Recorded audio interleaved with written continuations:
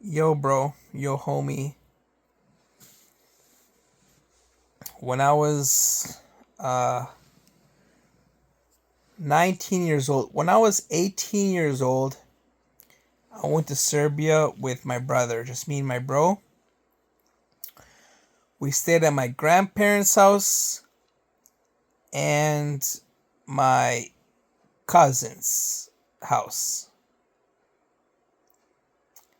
And it was the best vacation of my life. Not only was it the best vacation of my life, but in my 35 years of experiencing life, I can tell you this vacation that I had at 18 years old was probably the best vacation in the history of time. In my life, I look at it as, yeah, that was the best vacation because I was growing up. No, no, no, no, no, no, no. This is Hollywood worthy. This is fucking Hollywood worthy. This is the best vacation of all time. I had just finished high school. I graduated high school, which means high school always ends July or June. June. Middle of June. My bro's high school ended in the middle of June. My high school ended in the middle of June. But I would have 4 months off until university instead of the 2 months or something like that, because university starts later than a high school, or an extra couple of weeks, something like that. So, bottom line is, this would be the only vacation where I had the longest break of my life, because university, you're kind of busy and managing life and expenses and jobs and interviews and you're doing a whole lot of shit. But right when you get out of high school and you apply to university, you have the longest break of your life. You have the longest break of your life ever, unless you're retired or a 30-year-old worker. But you still have your youth. You still have your youth. So there was that. Now I traveled with just my brother, no parents. My grandparents were young enough. Me and my bro were 18 and 16. So my grandparents were early 80s, like 80-year-olds, early 80-year-olds. And they were active. So they were managing a business, producing healthy foods, going to the corner store, getting bread, subscribing to TV, internet, phone, washrooms, car, basement, garage, gardening. They were active around their home still, and daily life, and the knowledge of the world. They weren't just like retired old grandparents, you know? So they were active. So there was that. And we stayed with them. Now, the vacation was in Serbia. The vacation was in Serbia. So, what made this vacation so great? So, you go to Serbia. First of all, I have a cousin, male and a female. Male cousin is 2 years older than me, or 2 years older than me. He is also in university, and he's on vacation. So we end up staying together, either at his house, which is a big family house, or my grandparents' house, which is another big house. They are both mansions by Western standards. In Europe, the houses are much, much, much bigger. So they are mansions. They got 4 floors, an attic, a basement, 3 floors, and an attic. Big ass gardens, big garages, big front yards, big backyards, big ass properties. So, we get to stay with my grandparents who are very active and stay with my cousin who lives in a mansion. We live in a mansion. And now, that's not all. The way life worked. I was 18 years old. So when was this? Almost 10 years ago? No. Almost 20 years ago. Just about 15 years ago. 16 years ago. So there were no smartphones. So everything was done with your kind of BlackBerry was just starting to take off. So my phone didn't have like a SIM card that you could take out, put in. So I never had a phone. So I had to travel with my cousin. And if I wanted to call someone or text someone, I'd have to use a landline or a payphone or use my cousin's phone. At that time, there were iPods and speakers. So we would listen to music. We would download music onto the computer, onto our iPods, and then plug that into a speaker. So iPods with battery, little MP3 player with battery, 2 gigabytes of songs, speakers that we would pack that I could play iPod music. So we are mowing the lawn. We're going outside. We're tanning in the sunshine. We got the speaker with the iPod. All three of us, me, my bro, and my cousin. We got the iPod with the speaker. Video games. Video games were not massive multiplayer. The internet was not that great back then. So, especially in Europe. So it was local area network. You go to the video game LAN bar, LAN hangouts, LAN center, and you pay $5 per hour or $3 per hour, and we play games with our friends.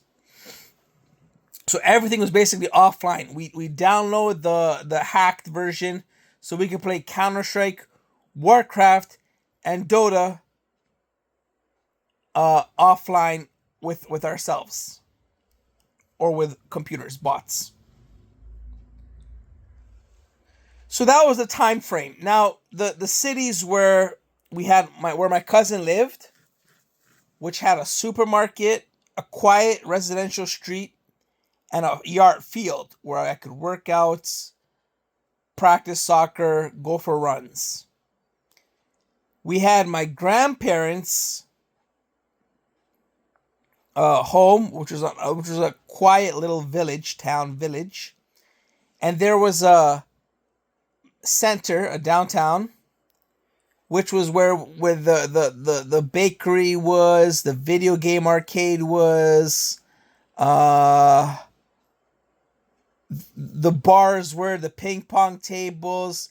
There was also a soccer. We're getting to the good stuff.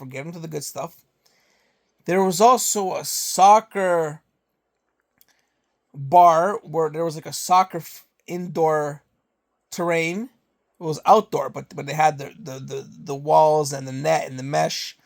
and the pavement, and that was attached to a bar, which was attached to a small home gym.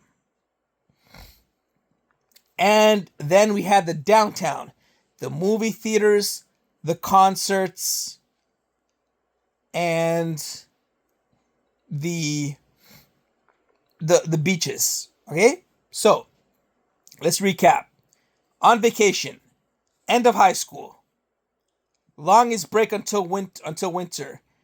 My brother 2 years younger than me, my cousin 2 years older than me. All of us staying in Serbia. Grandparents' mansion, cousin's mansion. Grandparents young enough to do stuff. Time setting. 16 years ago, iPods, offline computers, text message telephones.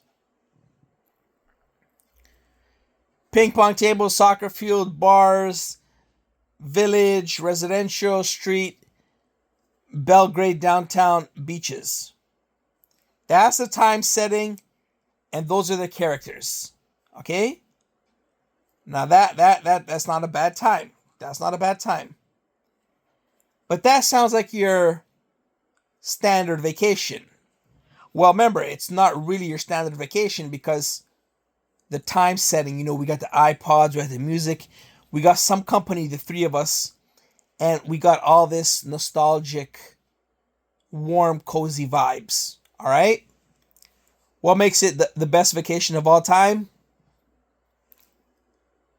The characters involved. The extra fucking characters involved. For some reason, everybody was crippin'.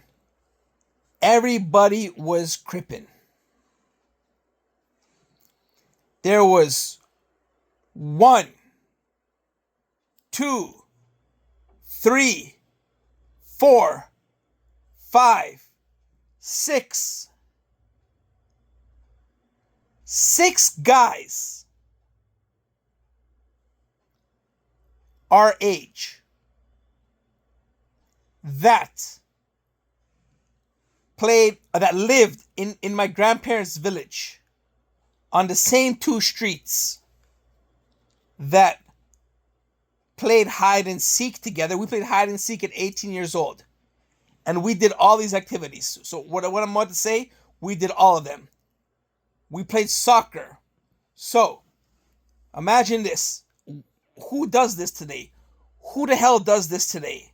This is why it's the greatest vacation of all time. There should be a movie about this. Just this vacation. The 6 of us make a soccer team. 8 p.m.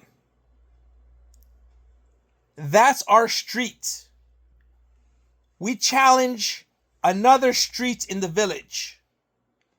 6 of their guys. Remember, we're not old geezers. We're 18-year-olds.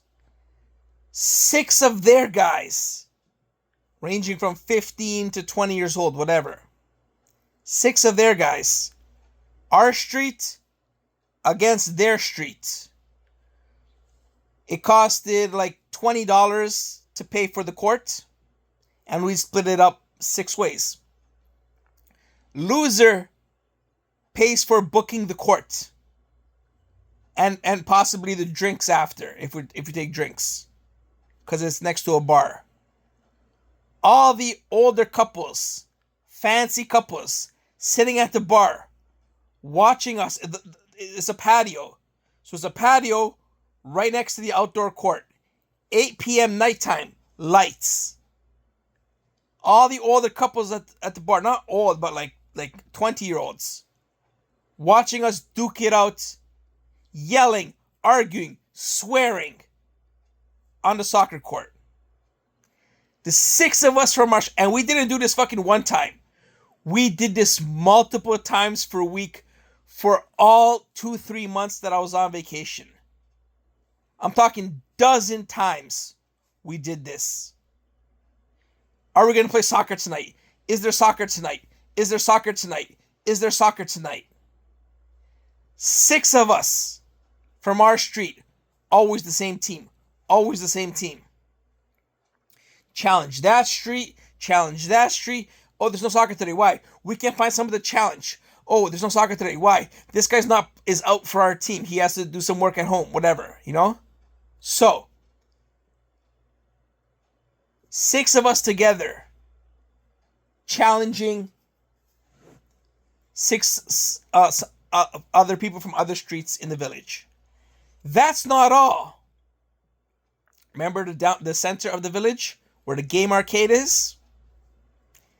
Soccer is booked 8 p.m. when it's cool and there's nights. What about 10 a.m.? 10 a.m. 4 of us go to the video game arcade. By foot or bus. It's 3 stops by bus or like a 20-minute walk. 4 of us. Video game arcade. 2.5 hours of video games. Dota, Counter-Strike. 2.5 hours of Dota. 2.5 fucking hours of Dota. 2 vs 2, 3 vs 3, 3v3. At the video game arcade. Talking about who had the best moves, who played the best, which heroes are the best, who's better, blah, blah, blah, blah, blah. Every day. Come home. Inside the grandparents' home, there's a top floor. Ping pong table. Hanging out 2 p.m. 4 guys up there playing ping pong. Music with the iPod speakers, challenging each other in ping pong. Now, iPod speakers, what does that lead to? Bring some more speakers, have a party. What about the other people in the village? There were 10 girls, younger, but like only 3 years younger. 10 girls, and their parents didn't let them stay out late at night. So when we played hide and seek and whatever, they would go home earlier. But during the day, 10 girls. They went to our party. We made a party. So there was that. Ping pong table. We brought computers. From our homes to make a local area network connection in the second floor of my grandparents' home on top of the ping pong table. Played our own video games like that until the electricity bill was too high and my grandpa canceled it. So there was that. Video games, soccer, party, nighttime, hide and seek. What about the rest of the day? I'm talking tanning. Hanging out, watching sports, watching TV. Playing, I brought my Nintendo 64 on the plane. Hook it up there. Super Smash Bros. Playing on our own PC, offline, Warcraft, Counter-Strike. And just hanging out all day. There was at least 1 or 2 people hanging out the entire time. Come over to our house, play video games, watch TV, play ping pong, tan, listen to music, working out, hardest workouts ever. Go to the gym. Who can lift 100 kilograms? Who can squat the most? Who can bench the most? Who can run the most? We're talking jogging to the center and back, 20 minutes back and forth, 40 minutes. Who does it the fastest? Hanging out. Now that's just our grandparents' house. Across the street is the other mansions, even bigger mansions. Hanging out there. Playing Monopoly. Playing board games. Playing cards. They had a basketball court in their backyard that they made on concrete. Basketball net, basketball, and concrete. Basketball 1-on-1 tournaments, 2-on-2 tournaments, 3-on-3 tournaments. Hanging out, there was a backyard with swings and patio and stuff. hanging out in the backyard. Every single day, hanging out somebody's house. There were multiple houses, not just two, multiple houses. Hanging out, sharing stories. Sharing fucking stories. So the company makes this vacation excellent. The company makes this vacation excellent. So we are fucking hanging out all day, telling stories, playing Monopoly, playing basketball, playing soccer, working out, playing ping pong, making parties, playing hide and seek, just walking around at nighttime along the street, sharing stories on the street. 20 of us, 10 guys, 10 girls, all the time, going for walks along the street.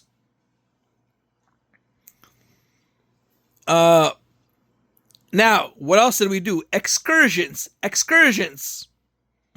This is where it gets to the end. We're getting to the end now. Going to the beach. 5 of us take the 1-hour bus trip, 40-minute bus trip to the beach. To the mall. 40-minute bus trip to the mall. To Belgrade, to the big city. Remember, we live in a village. To the movie theater. We had cars. We were just starting to drive. Borrow the grandparents' car. Borrow my cousin's car. I got to drive it. I never drove a standard. I never even had a license in Serbia. I had my Canadian license and I drove automatic. But I got to fucking hang out, drive the manual car on the country roads. So we drive the car to the theater, to the beach, to the mall, from grandparents to uncles to cousin's house, to the center, to the downtown. Drive the old beat up cars. To soccer, drive the cars. Excursions. And finally, so we did all these activities, hanging out at nighttime, telling stories. What did they do during the day? They also work in factories. Not somebody in the community owns a sweatshop that makes nuts and bolts and screws and metalworking. So they operate the machines, $5 an hour to get greasy and make metal contraptions for nuts and bolts and stuff like that. They got to make 1,000 of them. So some of them worked in factories some days of the week. So that's where we got our money from.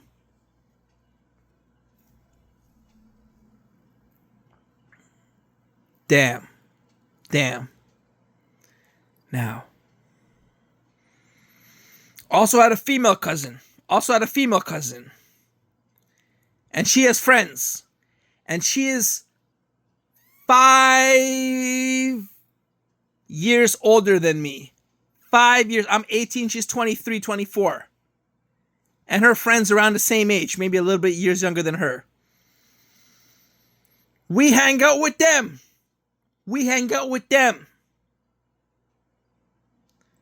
We playing cards.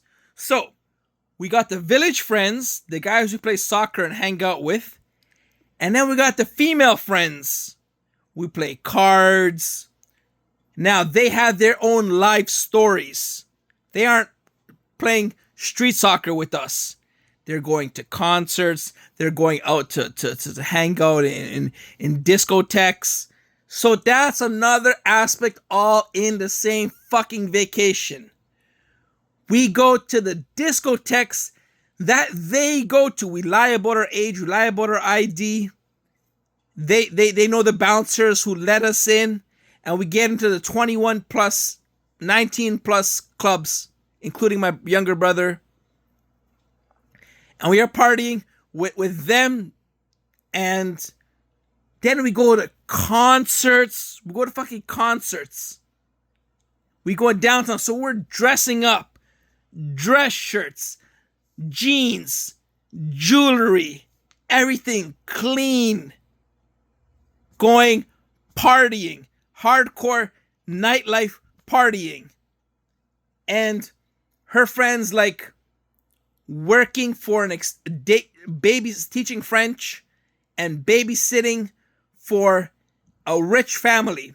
So we go hang out at the rich family's house, and they got 2 Harley Davidson motorcycles. They got a Corvette, and we got to like do some computer work, and we are just hanging out at her friend's, who fucking does shit for a rich family. So there was that part of it too.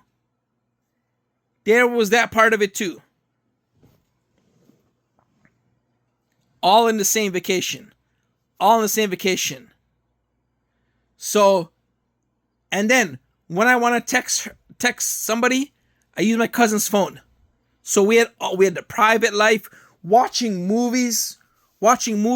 South Park was in its prime. So new episodes of South Park. Movie theater, the beach, soccer. This was the best vacation of all time. Just going out at nighttime, either to a discotheque in the Belgrade or in the village. 20 of us, 10 girls, 10 guys, every fucking night, walking along the roads and night lights, hanging out all across the street, playing tag and shit. I don't fucking know. That's insane. That's insane, bro. Now, why did I make this video? It's because of my mental health. It went from the best vacation of all time to the worst, not the worst vacation of all time, but just a regular ass vacation the next year. This was incredible. Everybody was the same age, playing soccer, playing video games, playing sports, working out, going to the beach, going to the mall, going to the movie theaters, playing ping pong, playing soccer, going to the discotheque, driving the car, staying at different houses, hanging out. We did all of that around the time when we just had iPods and texting and speakers and South Park and TVs and local area networks. That was the time.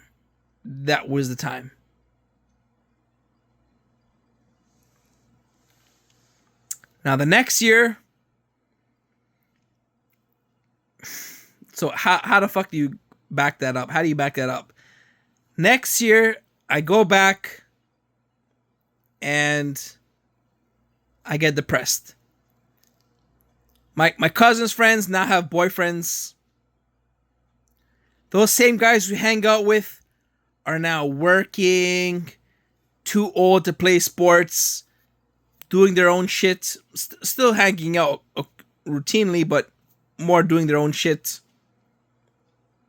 So I am just hanging out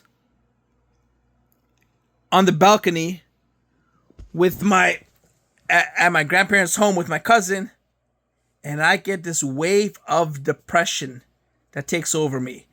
Wave of depression. It's nighttime, it's quiet, and instead of being on the street, the 20 of us hanging out, I am on the balcony, just me and my cousin, and the only thought that comes to my mind is, holy crap, is this all there is to life? My expectations were so fucking high for that vacation. And we were just hanging out, me and my cousin on the balcony. And this wave of crazy ass depression just took over my brain. And I was never the same ever again. I got my schizophrenia. I got my mental diagnosis for the next 20 years. Next 15 years. I was never the same ever again. I had that wave depression. That was the very first event that something bad happened to me in my mind. And then I even had panic attacks that vacation. We went to vacation, me, my cousin, my brother, and 2 friends from that village. 2 friends. the standard crew. We went to Greece by Lotobus. So we took a bus to Greece.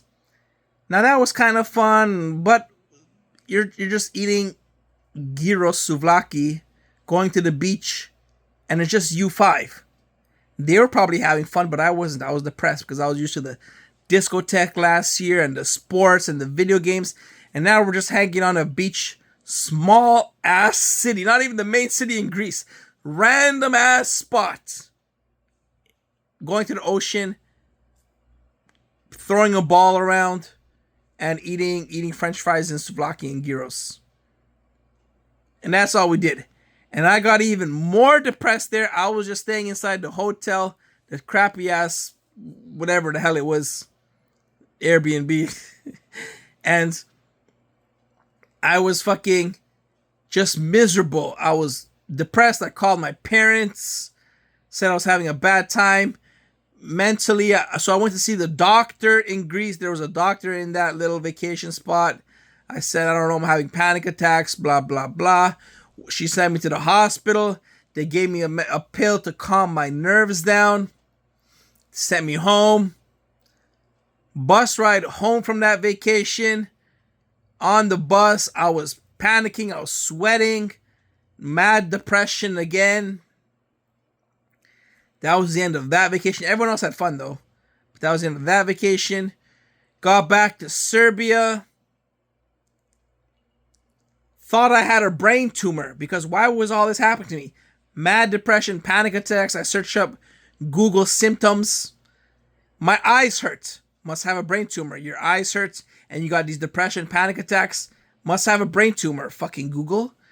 My grandpa's a doctor, so I keep saying, I have a brain tumor, I have a brain tumor. I just wanted to feel better. I just wanted to feel better. If they said go to a psychiatrist, I would have been so happy at that moment of my life to see a psychiatrist because I was actually suffering. So I would have been so happy to see a psychiatrist. But I didn't know what a fucking psychiatrist was back then. So I was like, I have a brain tumor, I have a brain tumor, I have a brain tumor. My grandpa doctor used his connections to get me into an MRI on my brain the very next day. And they found out I didn't have a brain tumor. The lady said I saw a pretty girl, that's why my eyes hurt. And I didn't have a brain tumor. And my grandpa was happy. He's like, yeah, see, he doesn't have a brain tumor. But I was miserable. Because that means they didn't find out what was wrong with me. They didn't find out why I was suffering. I wanted them to find out what was wrong with me and help me. So I was still kind of panic attack, depression, overwhelming, feelings in my brain. And this was after first year university. So after high school was the best vacation of all time. And then first year university, next summer, do it all again. But it wasn't the same. It wasn't the same. And I got all that depression and everything. That was when I started suffering. I was 19, 20 years old. First year university, not the best time. Hard schoolwork, residence, isolation. Not isolation, but serious. Everything's so fucking serious. Looking back, it's like, yay, I played sports and shit. But I did all that in my later years. So later years of university were good. Later, especially when I was in my 20s. But first year was fucking difficult. You're still immature, but you got all this responsibility. So after first year, went on vacation, miserable vacation. Came back, and then I got my diagnosis. I got all my mental troubles. Went to a psychiatry hospital, and that's when my journey began. Now, when I first got my diagnosis at the psychiatry hospital, I was against it because I was searching up, what's wrong with me? There was such a stigma around mental health. Schizophrenia, psychosis, all of that had stigma around it. So when I'm searching up my symptoms, it matches isolation, depression, anxiety, social issues, trouble sleeping, insomnia. All of that matches up with psychosis and mental disorders. So, but I'm trying to neglect it. Like, no, it can't be me. It can't be me. It can't be me. It can't be me. And then they send me to the ward and trying to get me treatments and everything. And the medication, I didn't like the medication. So I ended up staying in the hospital for a long time, going to court battles, getting lawyers, fighting the doctors and the people trying to give me medications and everything. Until eventually I lost the battle and they had to give me the medication. But then following up with that, around three meetings, when it actually clicked in my brain, when I actually believed them, that there were issues, whether it was my behavior, my relationships, my physical properties, anxiety, insomnia, social issues, aggressiveness, depression, my physical attributes, my relationships, my fucking behavior. I can improve. There were 3 meetings that lasted 40 minutes where it starts to shift in your brain. So you start to believe them.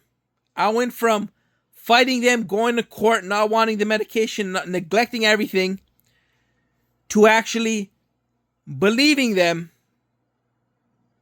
over time, a couple of years, and then on a lifelong journey of improvement, medication, therapies, working on myself, meetings, appointments, professionals, counselors, management, working on myself for a fucking lifelong journey. I accepted the recommendations from the private one-on-one meetings. Only took a couple of few meetings where I actually shifted and then accepted it. And that's what this video was supposed to be about initially. Accepting to improve yourself. You neglect it not because you don't want to accept it, but because you don't know about anything else. You don't know there's a better way. You don't know there's a better fucking way. So you just neglect our natural state of fucking consciousness is to neglect everything outside our status quo. We want to be comfortable in our status quo. But if you want to improve and solve your problems, you can accept help. And then what other professionals say about you is eye-opening. And then I went on a 10-year fucking plus journey of improvement. So that was supposed to be the point of this video. The point of this video was I see people, family members, relationships, friends. I see people around me that don't change and don't improve. But accepting professional help and actually taking honestly what they say to you in a 40-minute meeting can change the course of your self-improvement. That was supposed to be the point of this video. And the evidence was supposed to be I got into my worst vacation of all time, got my mental diagnosis after that, and then improved. But I also included how the year before that, it was because I had the greatest vacation in the history of all time, Hollywood vacation.